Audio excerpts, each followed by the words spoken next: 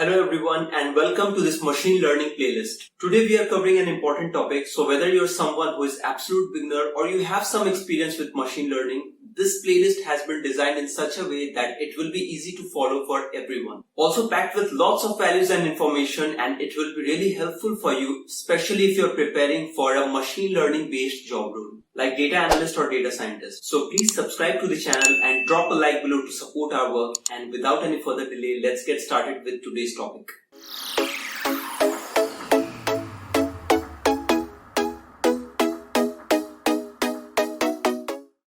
Alright, so far we have covered a lot of important topics within this playlist, starting from loss function, cost function, gradient descent, and linear regression as well.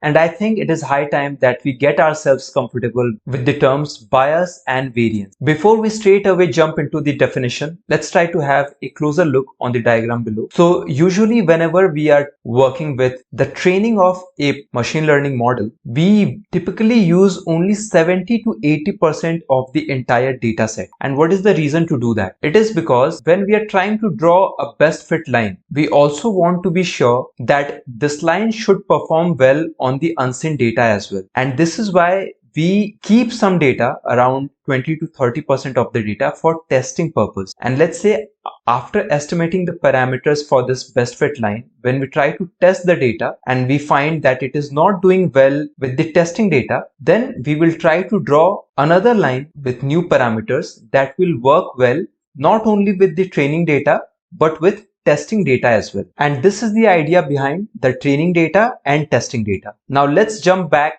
to the definition part. So bias is also known as overfitting. I know that we have used this term earlier, and now it is time that we gain an in-depth understanding on this. So it is the error with respect to the performance with training data. So let's say that you are drawing a straight line which is not performing well with the training data itself. Okay, the loss is too much. Then it will be called that we have higher bias. And let's say that we have a straight line that is performing well with the training data and the loss is less. In that case, it will be called that we have low bias. On the other hand, variance is the error with respect to the performance of the test data, which I believe you have already understood so far, that how the straight line is performing with respect to the test data that we have kept around 20 to 30% of the entire data set. How is the performance of our straight line with respect to that data? And when we are trying to train a machine learning model, we try to achieve a generalized model.